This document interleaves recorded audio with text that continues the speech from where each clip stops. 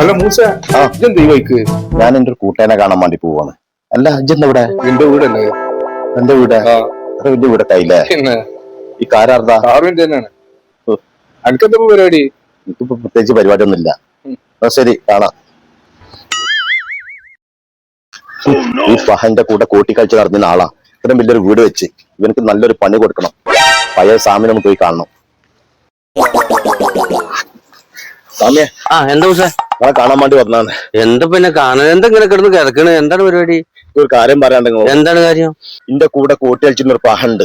അവന്ന് വലിയ പൈസക്കാരനാ, വലിയ വീടും വെച്ചിരിക്കുന്നു, ഒരു കാറ് കൊടുത്തിരിക്കുന്നു. അവർക്ക് എനിക്കൊരു പണി കൊടുക്കണം.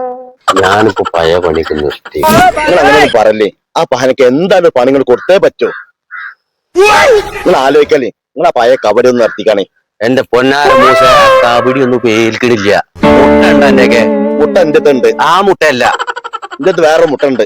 കടിയിൽ വാങ്ങിയ മുട്ട, കോഴിമുട്ട. ഇതുകൊണ്ട് ഒരു പണി കൊടുക്കാൻ എനിക്ക്. ഈ മുട്ട ചിലപ്പം വർക്കാവും. മൂസ സങ്കടപ്പെടണ്ട, മുട്ട ഉണ്ട്, ശരിയായി കൊടുക്കാം.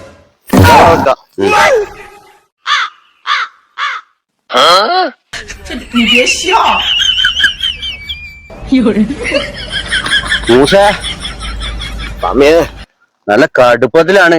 അന്റെ ഈ മൂട്ടായിട്ടേ താടിയൊന്നും കണ്ട് വേർത്ത്. ഈ ഉപകാരം ഞാൻ ഒരിക്കലും മറക്കൂല സമയേ. ഒരിക്കലും മറക്കരുത്. ഇതുകൊണ്ട് അവർക്ക് നല്ലൊരു പണിയാനും ആവട്ടെ. നല്ല പണിയാ കൊടുക്കുന്നത്.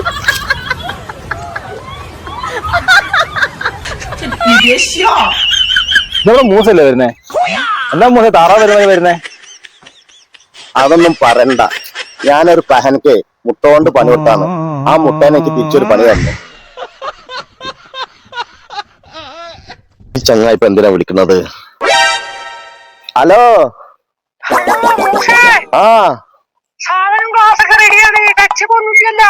ടച്ചപ്പിന് എന്റെ കയ്യിലൊന്നുമില്ല.